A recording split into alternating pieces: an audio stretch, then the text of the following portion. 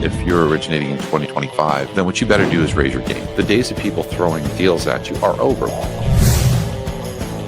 If you don't have the ability to change in any business right now, you probably shouldn't be in the business you're in. People have always had to adapt. How long have you been adapting, Jeff? 36 years, 37 years. I'm on this podcast with my man. That's awesome. Yeah.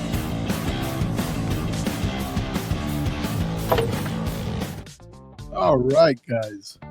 Welcome back to another edition of Laugh Underneath the Podcast. And we are rolling right into this episode here, guys. This is a returning guest, by the way.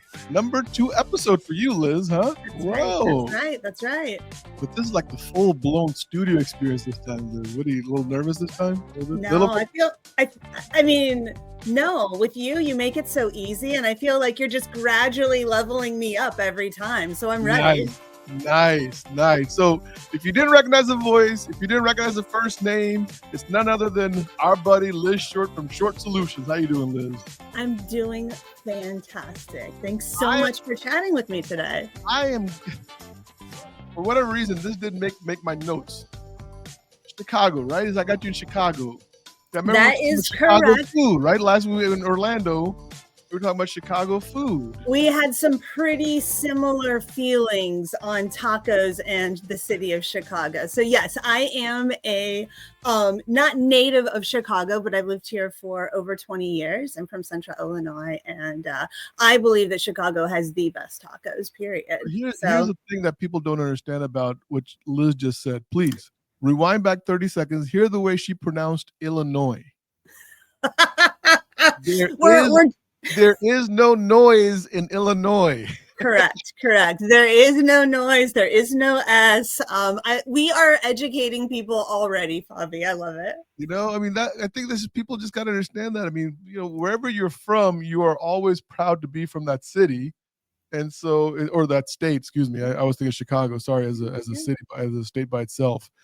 But anyway, so Liz, you're here.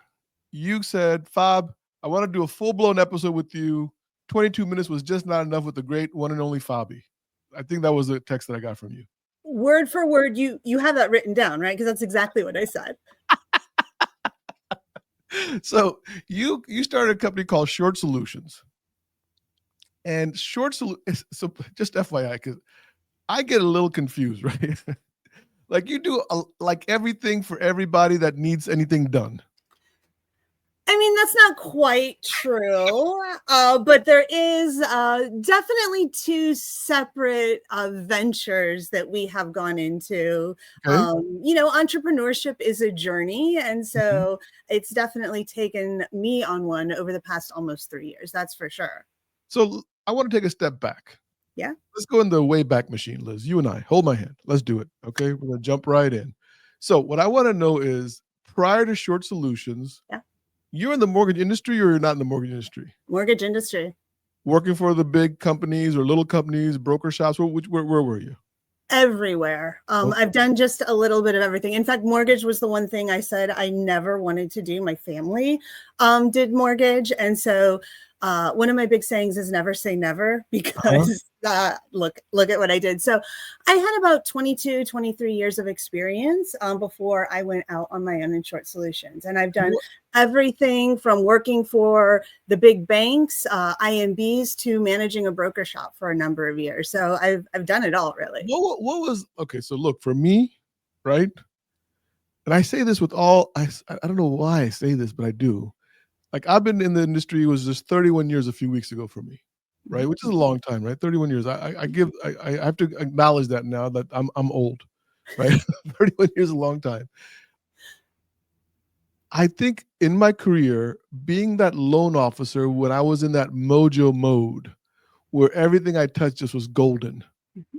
The realtors couldn't say no, the builders couldn't say no, and it was just a golden age of my mortgage career. Yeah. And that led to senior management and all this other stuff. And no more golden career, by the way, just FYI. It's not what they cracked up to be about. Okay. Oh. So is there that golden moment, Liz, in your career, or are you still like working towards it maybe? But looking back at your 22 years in the mortgage industry or whatever that is, Is that like some job or some position that you're like, oh my God, that was really a cool time?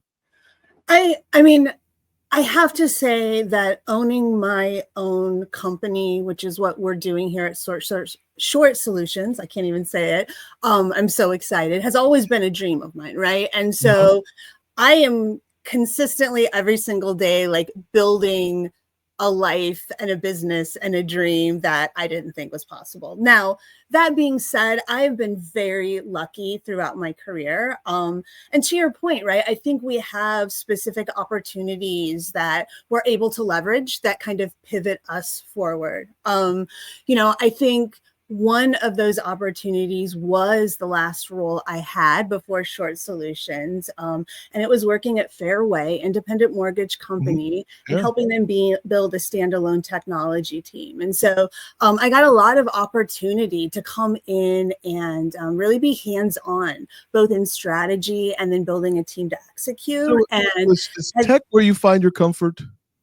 I love, I think the blend of where people process and technology. Said, I love, after I said tech, just like, you got to understand, Liz. I mean, you freaked me out. Okay. I love it. I want the audience to really acknowledge this moment with me and just take a pause. You know what I mean? Just say, Liz loves tech. I do though, because I think that there's so much potential that it brings to our industry, right? That we still are really not great as a whole of realizing, but it's there, right? Right. Oops, sorry. Music came right back. I love it. I love the music to underscore the points there. Let's just bring it out every once in a while, Fobby. This is the season of love. You know, I mean, nothing better says love you than a funk song. Yes.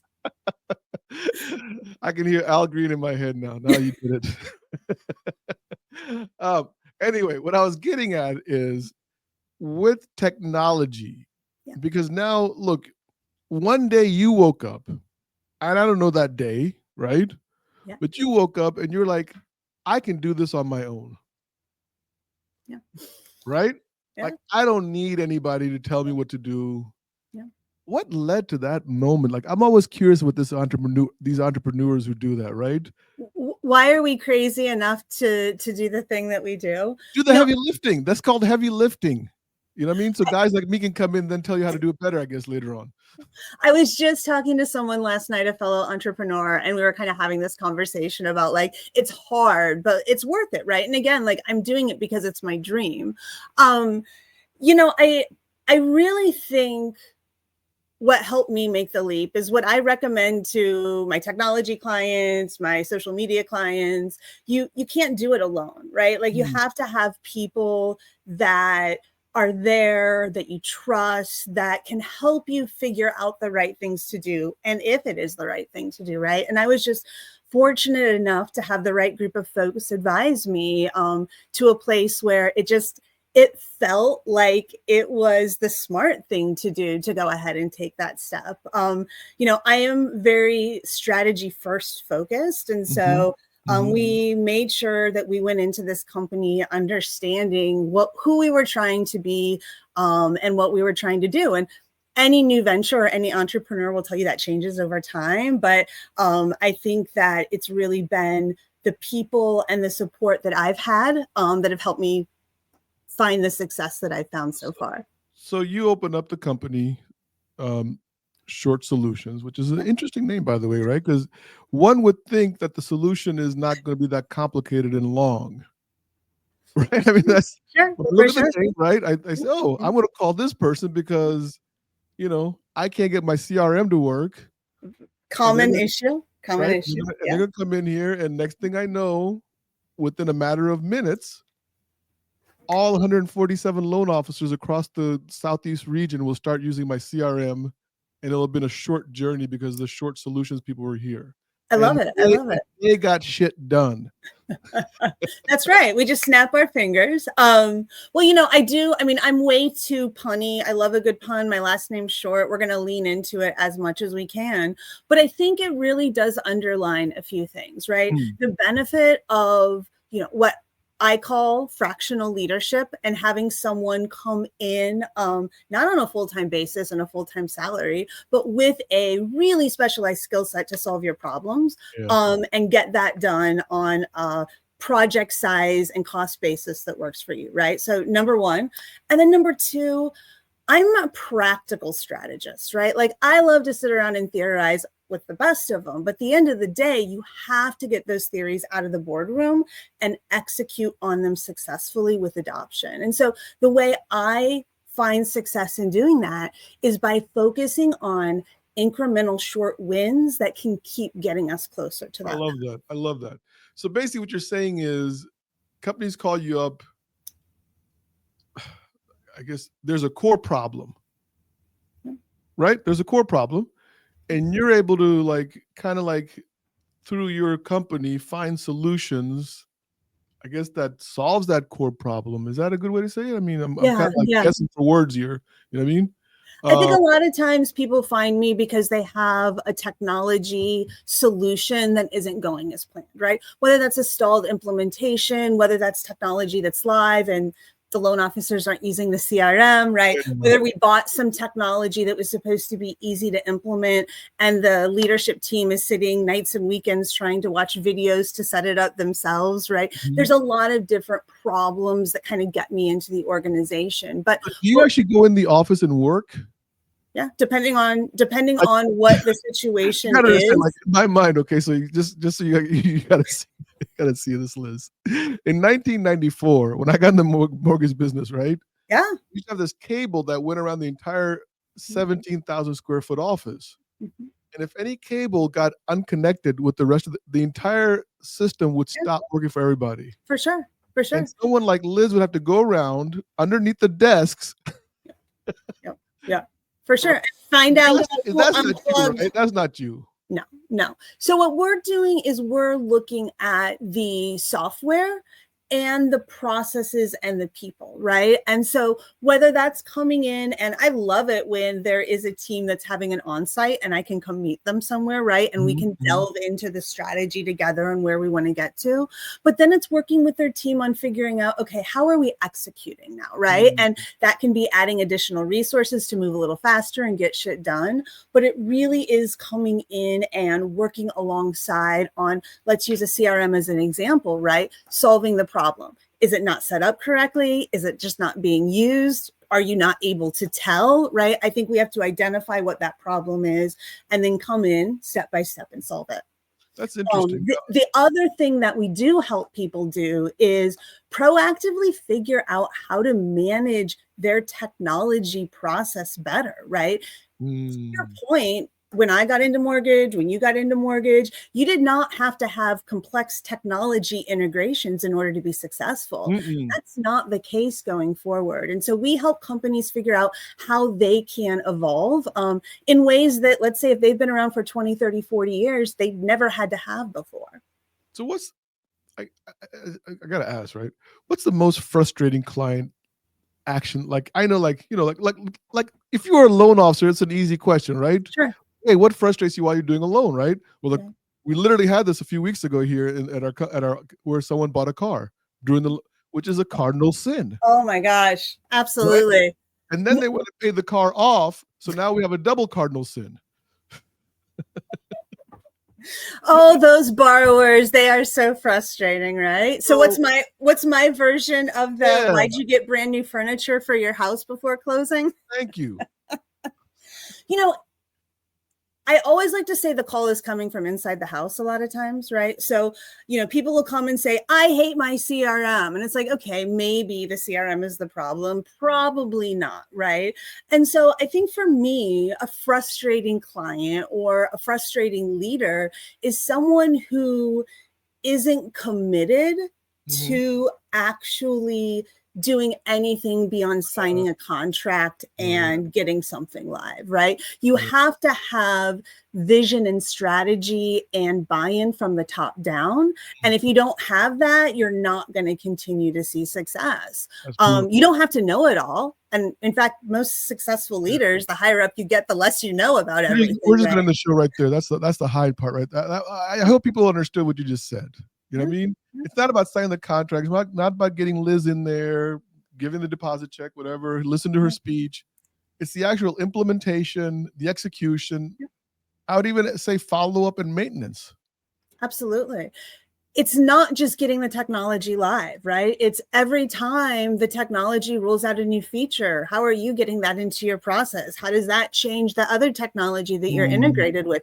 It's complex, right? It's not difficult. There's processes that can be in place, but you have to run your business differently. It's just a fact. So what happens when a leader like challenges you in it? I'm sure that happens, right? Like, well, we don't have that problem. We don't. That's not the way it is here, Liz. You know what I mean? For sure. I know you're from Fairway, but this is not us. For sure. Well, I mean, I think, part of my success throughout my whole mortgage career, right, is understanding and negotiating what the goals are of the organization and if they align, right? And I'm not going to be able to talk someone into understanding X, Y, and Z, right? And so I am just very clear in what I believe in and what success looks like for me and how I found that in the past. And, I'm not afraid to stand my ground. I'm sure Fobby, I'm a little opinionated when I believe in something. You are quite but now your husband did send us a recording of how you hung up after a call, I think. And let me see if I can play this. Hang on, where'd it go? Hang on, it's right here.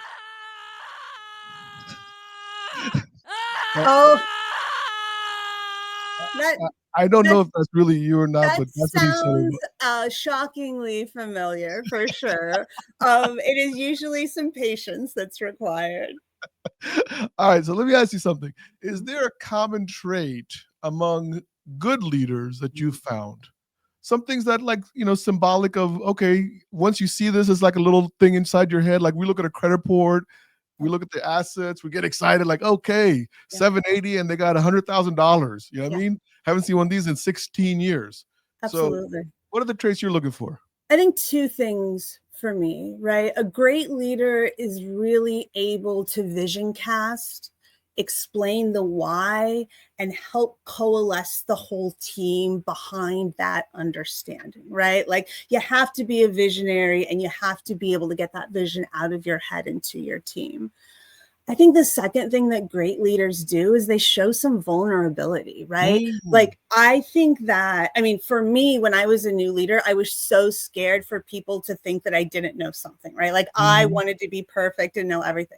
Like we just said, that's impossible, right? And the higher up you get, the more you're managing people that have never done what you do, right? Like I manage technology teams. I don't have a development background. I have a mortgage background, right? So I think you really have to be able to show some vulnerability in what you know, what you don't know, how you learn things, how you make decisions when those decisions didn't work, right? And by really galvanizing kind of that vulnerability and trust with your team, they're going to feel more confident to take the right risks, come back to you, talk about what worked, what didn't, and I think you get further faster. So Keith Cantor from First Community Mortgage, I don't know if you know him or not.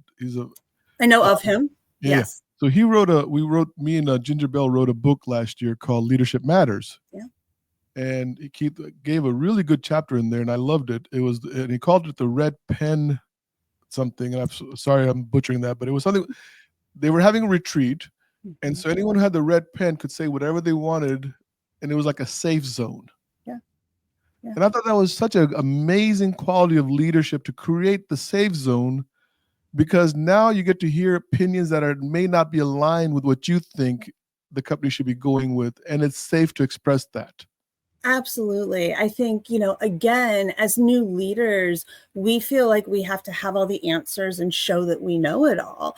And what I learned is, as a leader, once you start talking, your team shuts up, right? And they want to follow your lead. So I think finding ways that your team can come up with ideas in a safe way, I love that, is really powerful, because your team does have great ideas. They just don't want to seem stupid bringing them up to you either. We did the same thing at our last retreat, except we made like a 185-pound barbell. They had to hold that the entire time they were speaking. That Not a lot of really people. does encourage brevity, which I like that as well too. I think that's a power move. It really like showed who was really committed to working with us. Every 15 seconds, you had to lift it up a little higher too if you wanted to You keep want to keep talking. talking? Gotta go higher. We're listening. I think there's something there. I think there's something there for sure.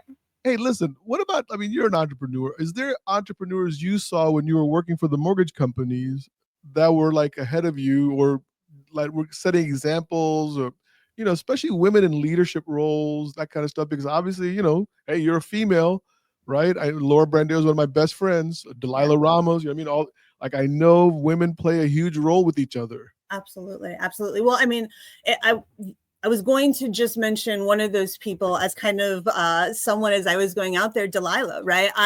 She's a former Chicago native, and so she does do a lot of networking here as well too. And so had the pleasure of being able to meet her face to face, was connected with her on social media for years, and I just think she does an incredible job of building her business and her brand.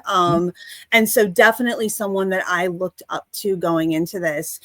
I think the great thing about what we're seeing now is you brought up Laura, right? There are so many women who have been powerhouses in our industry who are going out on their own to bring this to their information to a whole group of people, right? And so there's this community of consultants and female entrepreneurs that we've kind of found that I think is just amazing. Yeah. What about people looking up at you now? I mean, the girls behind you, and I say girls, I apologize for that. I'm 57, so I hope you guys will give me that courtesy there, right? But the ladies, women, females behind you that are now looking at you, have you ever thought about that? Like the example you're setting? I mean, it's kind of hard not to, as a mother, as a grandmother. So I do have a lot of, girls in my life who are looking up to me. I hear a lot from women in our industry that I meet on social media about, Liz, I could never get out there, do the videos that you do. I couldn't do any of that. And, I would have said the same thing 4 years ago as well, too. And so, I just like to remind people there's really no limit to what you can do if you understand the why behind your going out there and doing it. It's pretty amazing. So yeah, it's kind of fun to think that maybe I'm an inspiration for the next generation of entrepreneurs and female leaders out there. I mean, the cool thing is that we're all voices, right? Yeah. And we're all voices going into this ethos somewhere. Absolutely. And there's a lot of problems that need to be solved, and there's a lot of people that need help, right? And so I think the collaboration and the ability to at least get our knowledge of how we've overcome problems out there is so powerful too. Do you ever, like, when you're making the videos, do you ever think like, oh my God, my granddaughter may see this one day? No, that's kind of a weird thing to think about. I guess I think that, yeah, for sure. I mean, no, right? But that's true, right? It definitely like my son is. does all this editing for me, right? So all the videos, he does all that, right? Yeah, absolutely. And I didn't think about it till one day when I can't remember who I was interviewing, and I was saying something. I was like, oh shit, he's gonna see this. Yeah, absolutely.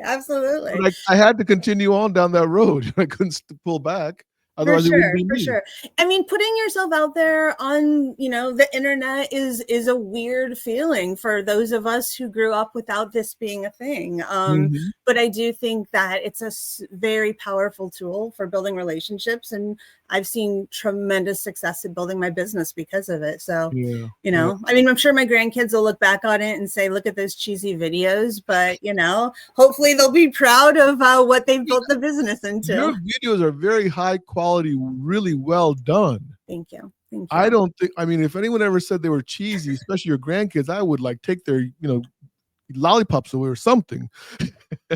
Well, I appreciate that. My husband does all of my production editing work. He's the like creative director. Quality, very just cinematic almost, you want to say, right? Yeah. Now, did you guys craft that brand? Is that something that you guys actually said, or he?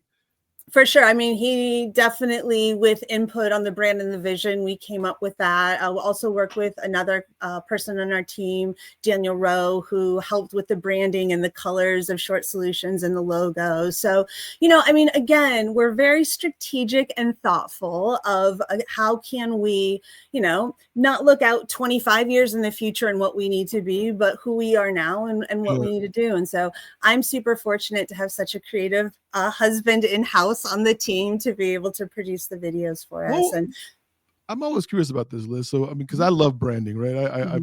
I've been drilling into branding for I don't know how many years. Yeah. And almost like a geek. So like tech gets you excited, branding gets me excited, right? I know. I love it. So question, what was a feeling that you wanted people to have when they watched your videos? Wow. So, you know, I mean, feeling that's, you know, I want to create engaging educational videos that are highly consumable. Because my goal is to build a relationship with you, Fobby, right? I might not live next door to you. We might not work in the same office. We might only see each other once every few months at conferences, but I can say hi to you twice a week on video, right? And if I make my videos look good and easy to watch, hopefully you'll be like, oh, that's Liz. I like that video. Let me watch it. Maybe every once in a while I'll give it a like as well too. And so, you know, I really try to think about what topics I think are valuable, what I'm talking to people about, whether they're my clients or other consultants. And at the end of the day, what I'm passionate about, right? Because I think that comes through on the videos.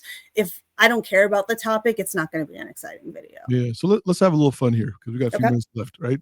I love fun. More music or no? No. This is actually more about the brand and the videos. Hey, hang tight. We're on my topic now. This is my show. Okay, if you want music, fair. Here, I'll give you some music. Here, how's this? I don't know if you know this song. This is my favorite songs in the world. Hang on, where'd it go? Coming. See? If you come on the Laugh Learn and Eat podcast, you're gonna dance whether you like it or not. I don't know if you saw Raquel Boris is here, and we loaded all these songs up for her. So this is Raquel's playlist. So I love it. When you listen back to your video, the first one, horrified, comfortable, arrogant, go for it, doesn't make any difference to me, I'm great. Yeah. What level were you at? I love this question, right? And I've actually said this before, but I think it's so important. Part of what helped me start doing my first video is there's a YouTuber that I was watching. I was consuming a lot of content, right? Like, who do I want to be? What do I want my vibe to be? All of those things. And she had been doing this for like 7 years and was looking back on their first YouTube videos. And someone had asked, you know, same question, right? And she goes, of course I look back and cringe, but I'm okay with that because if I didn't cringe, I wouldn't have gotten any better. And like that for me was just like such an aha moment, right? It's the same as the leadership journey, right? I didn't know anything when I started, but I had to start as a new manager to manage before I could know something. So when people see your heavy dude produce videos that are just amazing and cinematic and light coming in from the left side and Liz is all dark shade on the, I mean, it's just amazing stuff that you do. I mean, I know I'm a geek, but I watch this, right? I may not like or comment, but I see you. Okay. Thank you. I mean, how do people like compare themselves to their little iPhone that they're walking, you know what I mean? Like, and they see your video, like, I'm never going to be as good as Liz Short. I'll never try.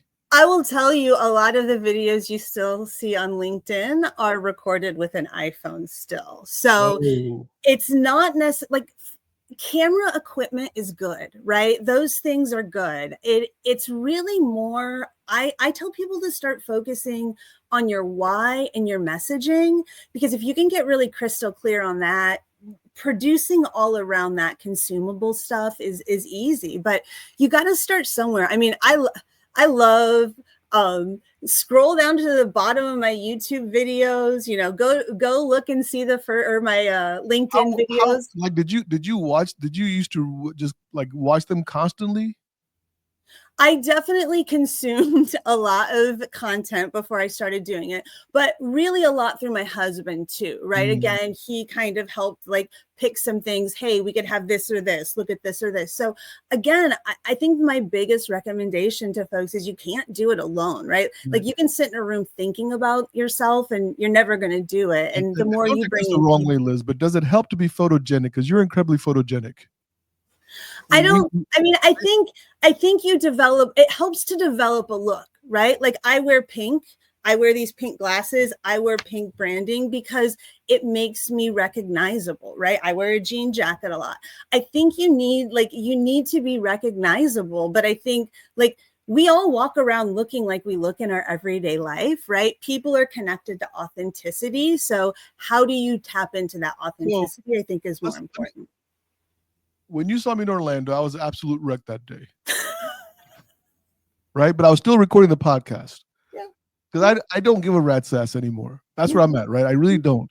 I can come in here, but I can tell you the first season, I would have it would take 90 minutes to prepare. For sure. Absolutely. Because everything had to be perfect. Yep. Right? And now it's just like, boom, let's go. You know what I mean? I got a sweatshirt on, no big deal. Whatever's on, I got to deal with it. You know what I mean? Yep. Luckily, we have a nice little studio in here, so all I got to do is come down and sit in. I don't have to do all the setup like I used to. That definitely takes a little bit of the edge off, right? For sure. But I know that people, when they see you, me, other people who've been doing this for a while, it's the human instinct to compare out. Absolutely. So And it's hard. How does somebody get over that? It's hard not to do, right? Because you can constantly do it. I can look at people who have been doing this for 5 or 10 years instead of the 2 years, 3 years that I've been doing it, right? And so I think you have to really remind yourself that you're on your own timeline and your own journey, and you're really only competing against yourself, right? There you go. Yeah. And so if you can get in that mindset, and this goes for so many things, right? It's really learning anything new. How do you get to a point where you feel comfortable being uncomfortable and looking a little silly and maybe being goofy and that's it. You know, it's really. Me? Are you talking about me? That wasn't funny, Liz. I mean, I didn't want to say you directly, but since you said it, yeah. You're on my show and you're like. All right, let's get back to short solutions. I got one more question to ask you about short solutions. I got to ask this question because my buddy Joe Wilson, who you met at the last year, right? Social Coach, right? Great little company there, by the way, right? Absolutely. Love Social Coach. I mean, I saw him evolve Social Coach. And I can tell you that Social Coach is not what it was the day he launched it to where it is today. Yeah. He had to do a complete and Joe, I think, wouldn't mind me saying this, almost like a 90-degree turn. He pivoted. Yeah. So I guess you've been around for 2 years as Short Solutions, right? Have you pivoted more than once or just once? I mean, I think our success is that we follow a pretty strict annual planning and quarterly goal setting process, which means we're always looking at what works and what doesn't and making small pivots to move forward, right? And I think that's what really it takes to be successful with anything long term. As far as large pivots, I would say we've definitely had one. I never thought that we would have a video arm of the business, right? We kind of brought my husband in to do our videos. And a year ago, this past January, launched doing videos as well, too. And so, again, I would say that would be a pretty big pivot that I wasn't expecting. But I think any business has to look at the market, and especially in the beginning, what's working and what's not, and not be afraid to make little small tweaks as you're going, right? Make sure you're adjusting. With the pivots, do the vision change? Yeah. And I think for us, no, right? We're still looking at the same long-term vision. I love the analogy of like, if you want to get to Disney World, you got to still keep driving to Disney World. You can go there a lot of different paths, but like keep reminding yourself of where you're going. If that's Disney World, you got to somehow point in that direction, right? And so as long as your pivots aren't keeping you in a roundabout, I think it's okay to change directions. Yeah. I think there's you made a really good point.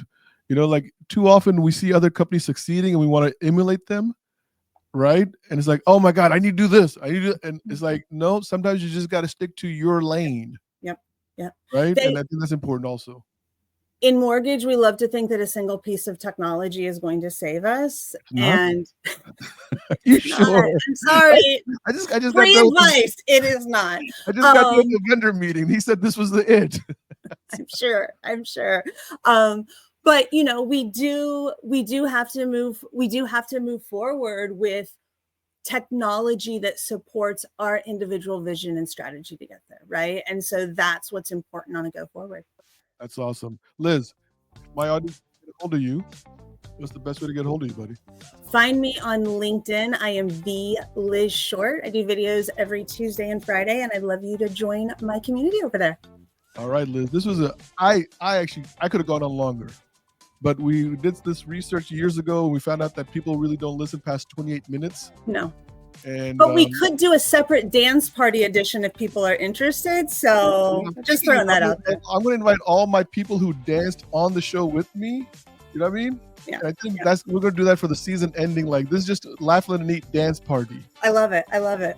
I think there's something there, Liz. I think there's something there. All right, buddy. Well, look, get in touch with Liz if you have any problems going on in your life, marital, sexual, technology, whatever it is. Some of those for sure, Fobby. That's for sure. She will help you guys out. Videos unlimited. Just kidding. Find her if your mortgage company needs any kind of assistance for strategic solutions. Liz Short, thank you so much for joining us today. Thanks for having me, Fobby. It's been so much fun. All right, buddy. And we're